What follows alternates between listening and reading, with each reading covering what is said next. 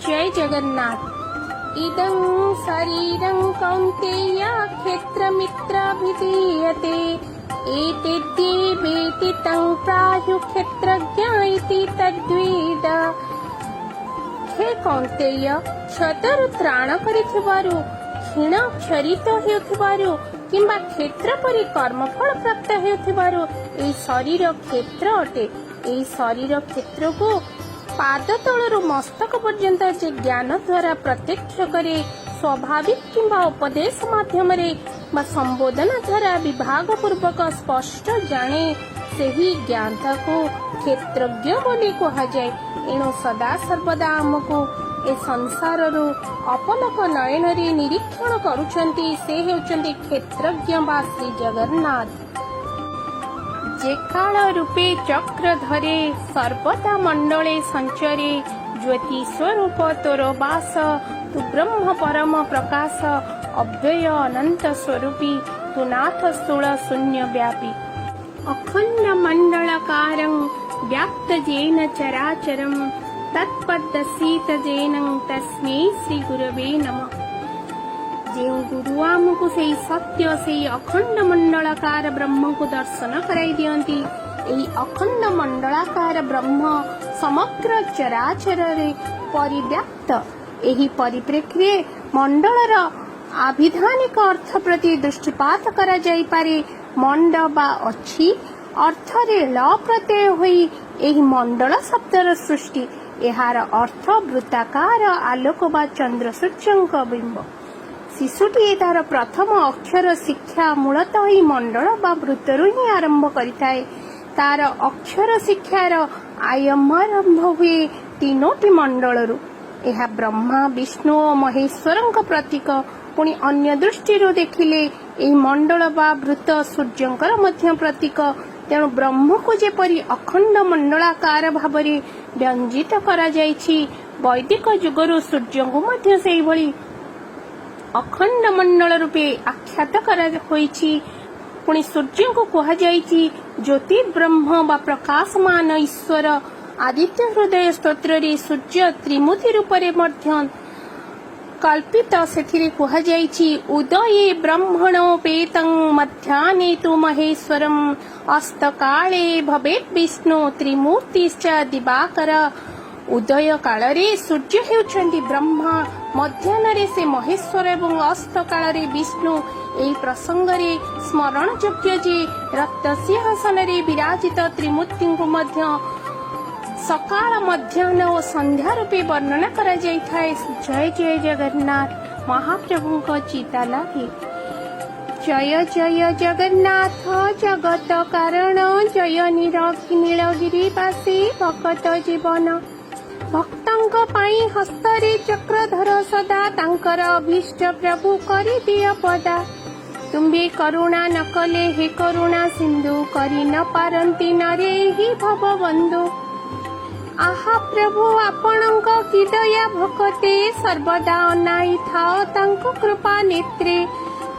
ତୁମ୍ଭ ପଦ କିଙ୍କରେ ହେ ନୀଳାଦ୍ରିନାଥ, ତୁମ ଛଡ଼ା ଆଶ୍ରା କେହି ନାହିଁ ଅରକ୍ଷିତ।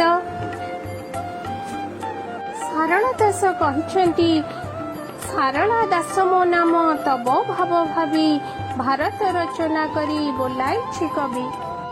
ଶ୍ରୀମନ୍ଦିରର ଅନେକ ଯାତ୍ରା, ଉପଯାତ୍ରା ତଥା ଉତ୍ସବାଦି ଓ ତ୍ରୟୋଦଶ ଯାତ୍ରା ବ୍ୟତୀତ 50ରୁ ଉର୍ଦ୍ଧ୍ୱ ଉପଯାତ୍ରା ଉତ୍ସବାଦି ମଧ୍ୟରେ ଚିତାଲାଗି ଅମାବାସ୍ୟା ଅନ୍ୟତମ ଅଟେ।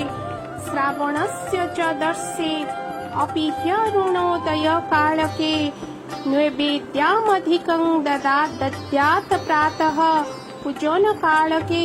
सुवर्ण रचितं दिव्य नानरत्न समुत्फलम्, तिलकं तु कपालेषु देवानां भिल्लजातय। ଶ୍ରାବଣ ଅମାବାସ୍ୟା ଦିନ ଶ୍ରୀମନ୍ଦିରରେ ଚିତାଲାଗି ଅମାବାସ୍ୟା ନୀତି ପାଳିତ ହୋଇଥାଏ। ଏହି ଦିନ ମହାପ୍ରଭୁଙ୍କ ସ୍ୱର୍ଣ୍ଣ ଚିତା ଲାଗି ହୋଇଥାଏ।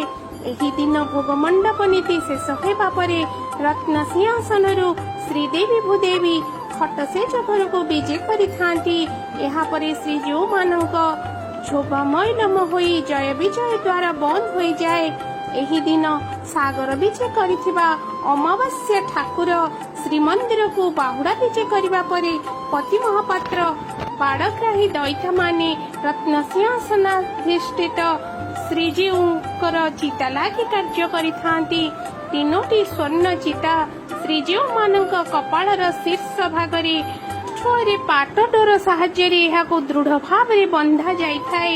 ସୂଚନାଯୋଗ୍ୟ ଯେ ଏହି ରତ୍ନଖଚିତ ସ୍ୱର୍ଣ୍ଣ ଚିତାକୁ ପୂର୍ବରୁ ଅର୍ଥାତ୍ ସ୍ନାନ ପୂର୍ଣ୍ଣିମା ଦିନ ରାତ୍ରିରେ ଶ୍ରୀଜୀଉମାନଙ୍କ ଶ୍ରୀକପାଳ ଦେଶରୁ ଓଲାଗି କରାଯାଇଥାଏ। ଏହି ଚିତାରୁ ଭଣ୍ଡାରକୁ ଅଣାଯାଇ ଶ୍ରୀମନ୍ଦିର ପରିସରରେ ଦେଉଳକରଣ, ତଢ଼ାକରଣ, ଶ୍ରୀମନ୍ଦିର ପ୍ରଶାସନ ଓ ପଦାଧିକାରୀ ଉପସ୍ଥିତିରେ ବଣିଆ ସେବକ ଦ୍ୱାରା ସଫା କରାଯାଇଥାଏ ଓ ପୁନଃ ସଂସ୍ଥାପିତ ହୋଇଥାଏ। ଚିତା ଲାଗି ନୀତି ଗୋପନୀୟ ହୋଇଥିବାରୁ ଏହି ସମୟରେ ଭକ୍ତଙ୍କୁ ଭିତର କାଠ ମଧ୍ୟକୁ ପ୍ରବେଶ କରିବାକୁ ବାରଣ କରାଯାଇଥାଏ। ବଡ଼ ଠାକୁର ଶ୍ରୀ ବଳଭଦ୍ରଙ୍କର ସ୍ୱର୍ଣ୍ଣ ଚିତା ମଝିରେ ଏକ ବଡ଼ ମରକତ ପଥର ରହିଛି। ଏହାର ଚାରିପାର୍ଶ୍ୱରେ 5ଟି ବେଢ଼ରେ ଛୋଟ ଛୋଟ ମାଣିକ୍ୟ, ହୀରା, ମରକତ, ପାନ୍ନା ଏବଂ ନୀଳପଥର ଖଚିତ ହୋଇଛି। ମହାପ୍ରଭୁ ଶ୍ରୀ ଜଗନ୍ନାଥଙ୍କ ସ୍ୱର୍ଣ୍ଣ ଚିତା ମଝିରେ ହୀରା ରହିଛି। ଚିତାର 7ଟି ବେଢ଼ରେ ମାଣିକ୍ୟ, ହୀରା, ପାନ୍ନା ଏବଂ ଓପଲ ଖଞ୍ଜା ଯାଇଛି। ଶେଷ ଅର୍ଥାତ୍ ସପ୍ତମ ବେଢ଼ରେ ଶୀର୍ଷରେ ବା ଚିତାର ଶୀର୍ଷରେ ପାନପତ୍ର ଆକୃତିର ଏକ ହୀରା ପଥର ରହିଛି। ଏହାକୁ ବ୍ରହ୍ମଜ୍ୟୋତି ହୀରା କୁହାଯାଏ। ଦେବୀ ସୁଭଦ୍ରାଙ୍କ ଚିତା ମଝିରେ ଏକ ବଡ଼ ମାଣିକ୍ୟ ପଥର ରହିଛି। ଚିତାର 3ଟି ବେଢ଼ରେ ପାନ୍ନା, ମରକତ, ହୀରା ଓ ମାଣିକ୍ୟ ରହିଛି। ଏହି 3ଟି ରତ୍ନ ଖଚିତ ସୁବର୍ଣ୍ଣ ଚିତା ଗୁଡ଼ିକୁ ମରକତ ଚିତା, ହୀର ଚିତା ଏବଂ ପାନ୍ନା ଚିତା କୁହାଯାଇଥାଏ। ଚିତା ଲାଗି ନୀତି ସମ୍ପନ୍ନ ହେଲା ପରେ ମହାସ୍ନାନ ବଢ଼ି ଅନ୍ୟାନ୍ୟ ନୀତି ହୋଇଥାଏ। ଏହି ତିଥିରେ କେତେକ ନିଯୋଗମାନଙ୍କ ପକ୍ଷରୁ ଆଳତି ଭୋଗ ମଧ୍ୟ ହୋଇଥାଏ। ଇତିହାସ ପୃଷ୍ଠାରୁ ଜଣାଯାଏ କି ରକ୍ତବାହୁ ଆକ୍ରମଣ ସମୟରେ ଚତୁର୍ଥ ମୂର୍ତ୍ତିଙ୍କୁ ସୁବର୍ଣ୍ଣପୁରରେ ପାତଳି କରି ରଖାଯାଇଥିଲା। ଆଦି ଶଙ୍କରାଚାର୍ଯ୍ୟଙ୍କ ତତ୍ତ୍ୱାବଧାନରେ ଯଯାତି କେଶରୀ ଶ୍ରୀଜୀଉମାନଙ୍କୁ ସେଠାରୁ ଆଣି ଶ୍ରୀମନ୍ଦିରରେ ରତ୍ନବେଦୀରେ ପଟ୍ଟାଭିଷେକ କରାଇଥିଲେ ଏବଂ ଏହି ରତ୍ନଖଚିତ ସୁବର୍ଣ୍ଣ ଚିତା ଲାଗି କରାଇଥିଲେ। ସେହି ଦିନଠାରୁ ଓଡ଼ିଶାର ପୁରପଲ୍ଲୀ ଶ୍ରାବଣ ମାସ ଅମାବାସ୍ୟାକୁ ଚିତାଲାଗି ଅମାବାସ୍ୟା ନାମରେ ପରିଚିତ କରାଇଛନ୍ତି। ସ୍କନ୍ଦ ପୁରାଣରେ କଥିତ ଅଛି ଯେ ଯେଉଁ ବ୍ୟକ୍ତି ଶ୍ରାବଣରେ କମଳାପତିଙ୍କୁ ପୂଜା କରେ ସେ ଅନନ୍ତ କାଳ ପର୍ଯ୍ୟନ୍ତ ମାତୃଗର୍ଭରେ ଜନ୍ମ ଲାଭ କରେ ନାହିଁ।